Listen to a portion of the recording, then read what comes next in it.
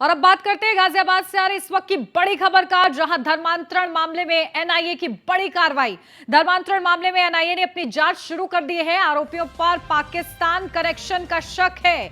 तो गाजियाबाद से इस वक्त की ये बड़ी खबर, धर्मांतरण मामले में एनआईए की बड़ी कार्रवाई, जहां एनआईए ने अपनी जांच शुरू कर दी है। आरोपियों पर पाकिस्तान से कनेक्शन होने का भी शक एनआईए को है और इस संबंध में भी अब जांच की जाएगी। तो बड़ा ये खेल चल रहा था गाजियाबाद में और ऑनलाइन गेम के जरिए बच्चों का धर्मांतरण कराया जा रहा था। इस पूरे मामले में एनआईए ने अपनी जांच शुरू कर दी है।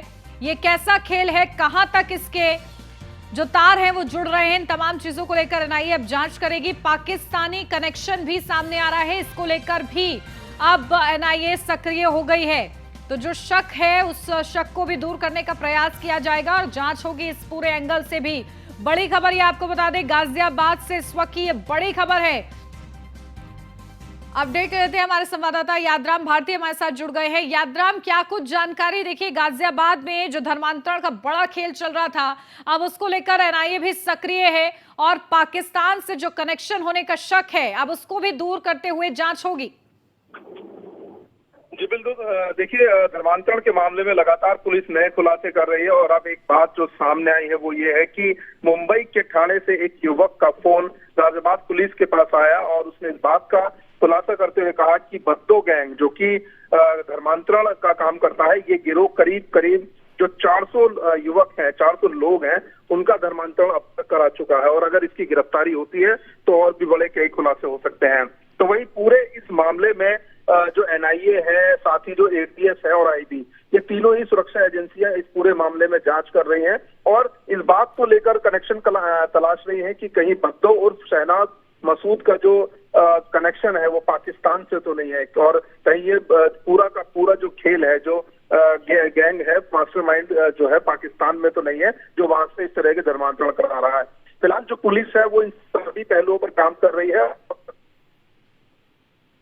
वो बद्दो पर है, शहनाज मसूद पर है, जो कि थाने में कहीं है और मुंबई में अभी फिलहाल पुलिस की गिरफ्त में नहीं आ पाया, लेकिन पुलिस की कई टीमें इस पूरे मामले में काम कर रही हैं और लगातार जो दबिश है, अब तक करीब 10 से भी ज्यादा जो ठिकाने हैं बद्दो के संभावित, उन पर दबिश दे चुकी है और पुलिस पूरा प्रयास कर रही है कि बद्दो गिरफ्तार हो। क्योंकि मैं बता दूं कि बद्दो की गिरफ्तारी के बाद इस पूरे जो राज है, पूरा जो गैंग का जो खुलासा है वो होगा और कई ऐसे अहम खुलासे उस पूछताछ में होंगे जिससे कि पता चलेगा कि बद्दो आखिर किसके इशारे पर ये पूरा काम करता है और अब तक पूरा कितने लोगों का धर्मांतरण करा चुका है। और वहीं जो फरीदाबाद चंडीगढ़ है, इस पूरे गैंग के तार वहां भी देखने को मिल रहे हैं और वहां से भी ऐसी सूचनाएं हैं कि वहां भी धर्मांतरण कई लोगों के इस गैंग ने कराए हैं। जी बिल्कुल। और देखिए यादराम, इस भी एंगल से क्या जांच होगी, क्योंकि देखिए जरूरी नहीं है कि गाजियाबाद में ही सिर्फ क्योंकि एक मामला सामने आया है तो वहीं तक ये पूरा खेल सीमित हो। ऑनलाइन ऐप के जरिए, ऑनलाइन गेम के जरिए और कितने लोगों को शिकार बनाया गया है और कहां कहां इनकी पूरी प्लानिंग थी, इसको भी खंगालने की जरूरत है।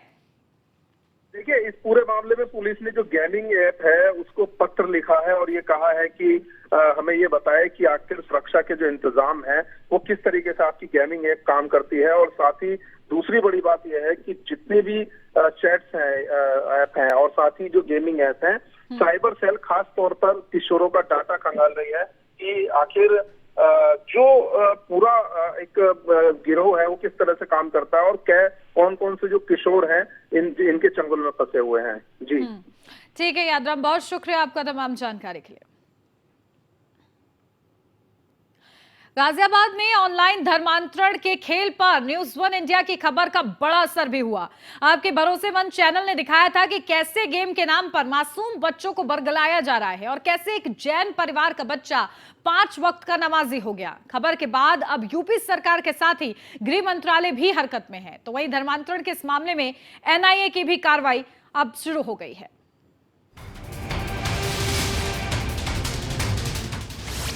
न्यूज़ 1 इंडिया की खबर का बड़ा असर, हरकत में गृह मंत्रालय और यूपी सरकार। धर्मांतरण के ऑनलाइन गेम पर कड़ा प्रहार। सिर्फ गेम खेलते खेलते कोई अपना धर्म बदल दे, सुनने में अजीब लगता है, मगर ये सच है और एक ऐसा सच जिससे अब हर अभिभावक को सतर्क रहने की जरूरत है। गाजियाबाद में ऑनलाइन धर्मांतरण के गेम के खुलासे के बाद अब एजेंसियों के कान खड़े हो गए हैं। न्यूज़ वन इंडिया ने इस खबर को प्रमुखता से दिखाया, जिसके बाद अब गृह मंत्रालय और यूपी सरकार ने गाजियाबाद पुलिस से जानकारी मांगी है। अल्पसंख्यक आयोग भी हरकत में है, उसने भी रिपोर्ट मांगी है। जैन समाज के एक नाबालिग लड़के को 5 वक्त का नमाजी बना दिया। इसे लेकर अल्पसंख्यक आयोग ने भी चिंता जाहिर की है। आयोग के सदस्य परमिंदर सिंह ने यूपी डीजीपी को चिट्ठी लिखी है। मामले में 12 जून तक रिपोर्ट तलब की है। सरकार की नाकामी हर चीज में नजर आ रही है। सरकार रेल हादसों को रोक नहीं पा रही है, महंगाई को रोक नहीं पा रही है, पेट्रोल के दामों को रोक नहीं पा रही है, देश की सुरक्षा के लिए भी सरकार कोई काम कर नहीं पा रही है, सिर्फ अपना महिमा मंडन कर रही है। अगर ये ऑनलाइन गेमिंग का मामला है जो कि पाकिस्तान का, जिसमें जो है कनेक्शन निकल कर आ रहा है, उसमें धर्मांतरण का भी एंगल आ रहा है, तो मुझे लगता है कि ये देश की सुरक्षा का मामला है। हो सकता हो कि वो कैसा कोई एक्सपेरिमेंट कर रहे हो ऐसा, और बाद में उनका कुछ और ही करने का मूड हो या उनका कोई प्लान हो। तो सरकार इतने दिनों से क्या कर रही थी? सरकार क्या कर रही थी? पाकिस्तान से एक ऑनलाइन गेम चलाया जा रहा है, सरकार के आईटी विभाग को इसकी कोई खबर नहीं है, भारत से लोग उसमें लॉगिन हो रहे हैं। दरअसल पूरे मामले में पुलिस के सामने चुनौतियां बड़ी हैं, इसलिए पुलिस ने ऑनलाइन ऐप्स को भी चिट्ठी लिखकर नाबालिगों का डाटा मांगा है। पुलिस की कोशिश उस नेटवर्क तक पहुंचने की है जो इस पूरे खेल का हिस्सा है। इसके लिए पुलिस ने गेमिंग कंपनी से भी जानकारी मांगी है। पुलिस ने इस मामले में गाजियाबाद के मौलवी अब्दुल रहमान उर्फ नन्नी को गिरफ्तार किया है। नन्नी ने पूछताछ में बताया है कि गिरोह का सरगना मुंबई के ठाणे का रहने वाला है, जिसका नाम बद्दो है। साफ है कि जैसे जैसे पुलिस की जांच आगे बढ़ेगी, नए नए तार भी जुड़ते जाएंगे, क्योंकि पहली नजर में ये मामला भले ही एक शहर से जुड़ा लगे, लेकिन जिस तरह से बच्चों को शिकार बनाया गया है, उससे इस गिरोह की खतरनाक मंशा स्पष्ट हो रही है। पुलिस इस मामले में टेरर फंडिंग के एंगल से भी जांच की कोशिश में है, ताकि ये साफ हो सके कि कहीं ये पूरा रैकेट किसी अंतर्राष्ट्रीय साजिश का हिस्सा तो नहीं। कुल मिलाकर जांच एजेंसियां हरकत में हैं और जल्द ही पूरे नेटवर्क का पर्दाफाश होने की उम्मीद है। लेकिन ये घटना सबक है उन अभिभावकों के लिए जो अपने बच्चों की डेली रूटीन पर नजर नहीं रखते। इसलिए पुलिस अपना काम कर रही है, लेकिन आप भी सावधान रहिए कि ऐसे नेटवर्क के रडार पर कहीं आपका बच्चा भी तो नहीं है। Bureau report, news one India. और अब गाजियाबाद से बड़ी खबर, जहां धर्म परिवर्तन मामले में पुलिस का बड़ा खुलासा। बद्दो गिरोह ने 5 राज्यों में कराया है धर्मांतरण। महाराष्ट्र, हरियाणा, चंडीगढ़ और गुजरात से मिली है पुलिस को यह महत्वपूर्ण अपडेट, जहां पुलिस को मंगलवार को महाराष्ट्र से कॉल आई और कॉल करने वाले युवक ने बड़ा दावा किया है कि बद्दो गिरोह अब तक 400 लोगों का धर्मांतरण करा चुका है। बद्दो की गिरफ्तारी के बाद कई बड़े खुलासे हो सकते हैं। पुलिस की कई टीमें अब मुंबई में बद्दो की तलाश में जुटी हुई हैं।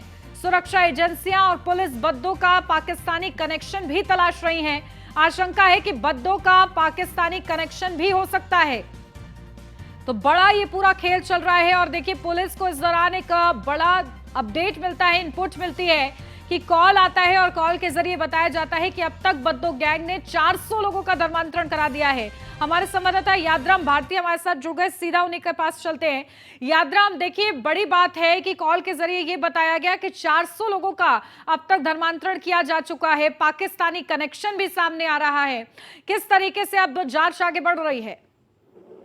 देखिए, बेहद चौंकाने वाला आंकड़ा है जिसमें कहा गया है कि 400 लोगों का धर्मांतरण अब तक बद्दो गैंग करा चुका है। मैं बता दूं कि पूरी तरीके से जो गैंग है वो धर्मांतरण में लिप्त है और सिर्फ यूपी गाजियाबाद ही नहीं, तमाम जो ऐसे विभिन्न राज्य हैं उनमें पूरा जो गिरोह सक्रिय है, चाहे वो महाराष्ट्र हो, यूपी हो, चाहे पंजाब हो, फरीदाबाद हो या चंडीगढ़ हो, सभी जगह ऐसे केस सामने आ रहे हैं जिसमें कि धर्मांतरण के मामले उन्होंने किए हैं। और अब तक जो पुलिस है वो इस पूरे मामले की जांच कर रही है। और सबसे बड़ी बात यह है कि पुलिस की जो साइबर सेल है वो इस बात की तलाश में है और जो खास तौर पर जो किशोर बच्चे हैं उनका डाटा तलाश रही है कि आखिर कौन कौन ऐसे बच्चे हैं जो मोबाइल गेम ऐप यूज करते हैं, चैटिंग ऐप यूज करते हैं और इस गिरोह के संपर्क में है। क्योंकि देखा जाए तो अभी तक जो मामले सामने आ रहे हैं वो एक अलग बात है, लेकिन अभी भी कई ऐसी चीजें हैं जो कि सामने नहीं आई है, जिनका सामने आना अभी बाकी है। और साथ ही जो बद्दो है जिस तरह से बड़े पैमाने पर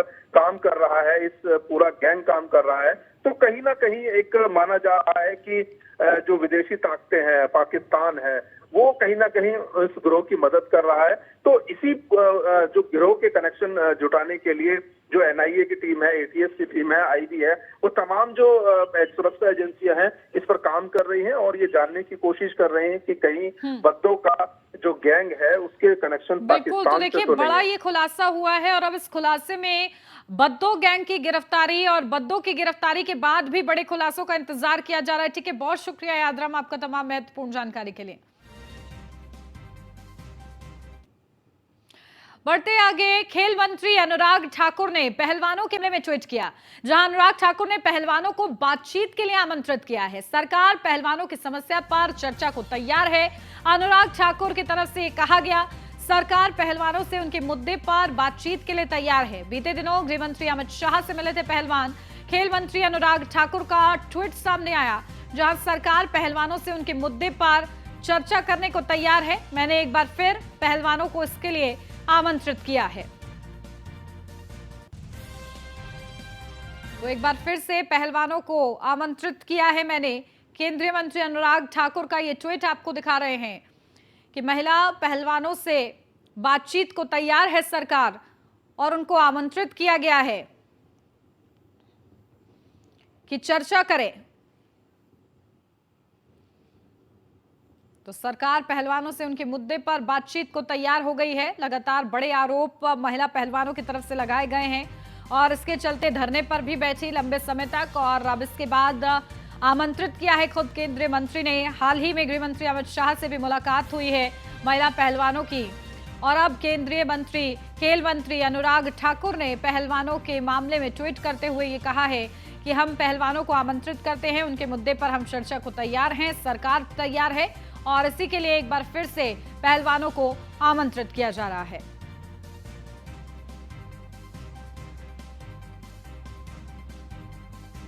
तो सरकार पहलवानों से उनके मुद्दे पर बातचीत के लिए तैयार। अब ये देखना महत्वपूर्ण रहेगा कि आखिर पहलवानों का क्या रुख रहता है। पहलवान सरकार से बात करने को तैयार होते हैं कि नहीं, कब ये बैठक होती है, कब ये मुलाकात होती है, इस मुलाकात का क्या असर होता है, ये तमाम बड़े सवाल अब इस निमंत्रण के साथ ही शुरू हो गए हैं। दिल्ली से अब खबर, विनेश फोगाट के गांव बलाली में खाप सर्वजातीय महापंचायत। बलाली में खाप सर्वजातीय महापंचायत बुलाई गई है। महापंचायत की अगुवाई सांगवान खाप करेगी। तो महापंचायत में विनेश फोगाट और संगीता फोगाट भी आएंगी। तो बलाली में खाप सर्वजातीय महापंचायत बुलाई गई है। महापंचायत की अगुवाई सांगवान खाप करेगी। तो महापंचायत में विनेश फोगाट और संगीता फोगाट भी आएंगी। विनेश फोगाट के गांव बलाली में खाप सर्वजातीय महापंचायत।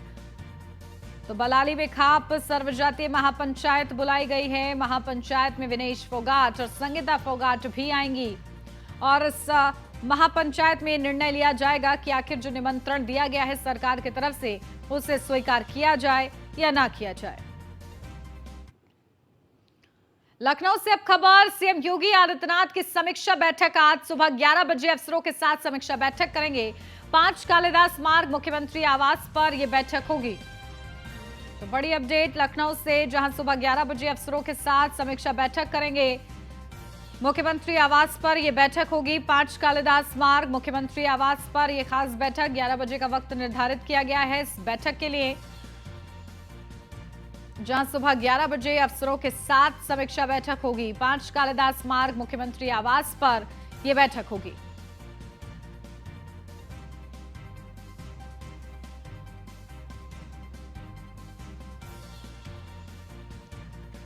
तो आज ये खास समीक्षा बैठक सीएम योगी आदित्यनाथ करने वाले हैं। अफसरों के साथ ये बैठक होगी। 11 बजे का वक्त निर्धारित किया गया है इस बैठक के लिए। बड़ी चर्चा की जाएगी इस बैठक में। जरूरी दिशा निर्देश सीएम योगी आदित्यनाथ की तरफ से सभी को दिए जाएंगे, और जिस तरीके से कल भी खास बैठक हुई और इस बैठक के जरिए प्रस्तावों पर जो मंथन हुआ है उसको लेकर भी समीक्षा होगी।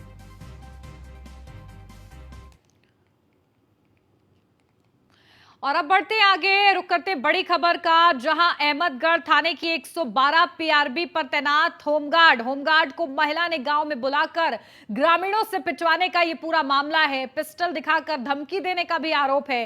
अहमदगढ़ थाना क्षेत्र का ये पूरा मामला बताया जा रहा है। सनसनीखेज ये पूरा मामला सामने आया है। इस पूरे मामले में कई परतें खुल रही हैं, कई बड़े आरोप लग रहे हैं। अब इन आरोपों पर किस तरीके से संज्ञान लिया जाता है, ये देखना महत्वपूर्ण हो जाएगा। लेकिन ये बड़ी खबर है कि गंभीर आरोप है। लहूलुहान होमगार्ड का वीडियो सोशल मीडिया पर वायरल हो रहा है। तो अहमदगढ़ थाने की 112 पीआरबी पर तैनात है होमगार्ड को महिला ने गांव में बुलाकर ग्रामीणों से पिटवाया है। तो महिला ने आशिक मिजाज होमगार्ड पर पिस्टल दिखाकर धमकी देने का भी आरोप लगाया है। अहमदगढ़ थाना क्षेत्र के खुदादिया गांव का ये पूरा मामला बताया जा रहा है।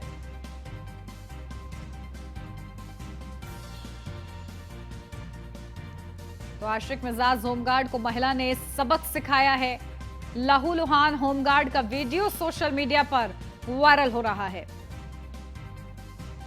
तो अहमदगढ़ थाने की 112 पीआरबी पर तैनात है ये होमगार्ड, जहां होमगार्ड को महिला ने गांव में बुलाकर ग्रामीणों से पिटवाया है।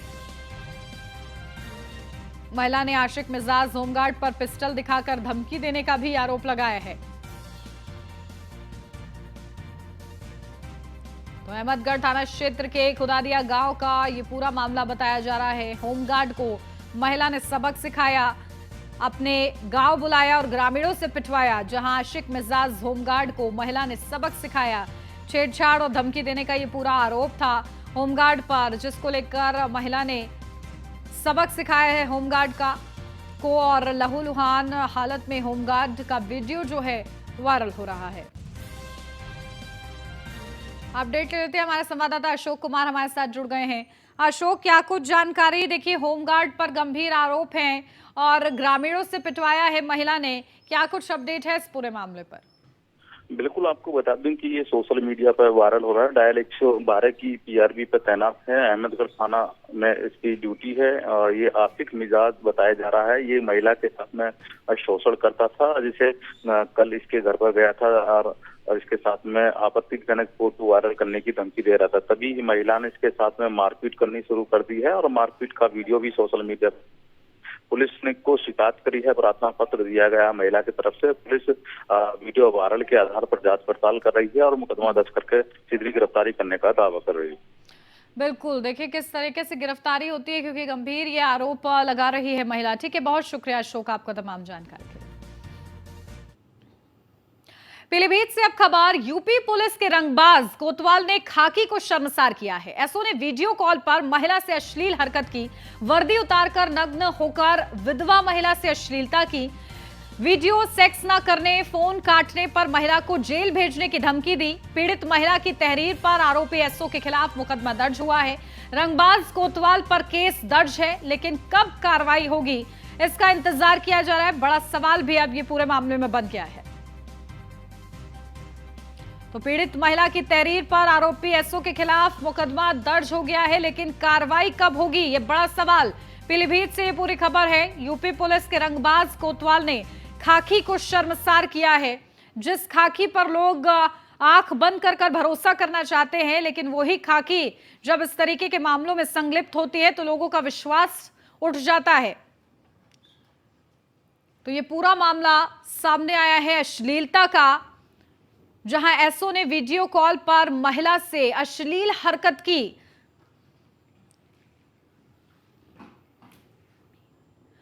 अपडेट लेते हैं, हमारे संवाददाता अमित मिश्रा हमारे साथ जुड़ गए हैं। अमित, क्या कुछ जानकारी है? देखिए, इस पूरे मामले में खाकी पर बड़े सवाल उठ रहे हैं और कहीं ना कहीं लोगों का भरोसा भी उठ जाता है जब इस तरीके के मामले सामने आते हैं। कुछ संज्ञान लिया गया है अमित? हाँ, इसमें संज्ञान लिया गया। दरअसल आपको बता दें, ये बरेली में बारादरी थाना क्षेत्र की मामला है। वहाँ पर एक महिला के द्वारा जो है इन पर ये एप्लीकेशन दी गई थी कि इनके आदित्य भाता और अस्मिता जैसे जो है इन्होंने वीडियो कॉलिंग करके ये सब मामला किया था। तो वहीं सबसे बड़ी बात ये सब होती है कि जहाँ पुलिस प्रशासन को, यानी कि इन सब तमाम अपराधों को रोकने के लिए पुलिस प्रशासन होता है, लगातार बेहतर व्यवस्था बनाए रखने के लिए पुलिस प्रशासन होता है, और वहीं अगर कोई इस तरह का कृत्य एक थाना प्रभारी करता है तो कहीं ना कहीं ये पुलिस प्रशासन पे सवाल खड़ा होता है, जिसको लेकर के अगर हम बात करें तो वहाँ के जो एसएसपी हैं उन्होंने संज्ञान लिया और यहाँ पे अतुल शर्मा जो एसपी हैं उनको इस मामले में अभियुक्त कराया। तो वहीं उन्होंने तत्काल प्रभाव से संबंधित यहाँ पर मुमचाई थाना देखिए, प्रभारी थे संज्ञान उनको लेने की जरूरत भी थी अमित, क्योंकि गंभीर ये पूरा मामला है और जब खाकी पर ही सवाल उठते हैं तो बड़ा सवाल ये भी उठ जाता है कि आखिर फिर लोगों को न्याय कैसे मिलेगा, जो लोग न्याय की उम्मीद कर रहे हैं। ठीक है, बहुत शुक्रिया आपका तमाम महत्वपूर्ण जानकारी के लिए। और इसी के साथ इस बुलेटिन में बस इतना ही। खबरों का सिलसिला आगे भी जारी है, आप बने रहिए न्यूज़ वन इंडिया के साथ।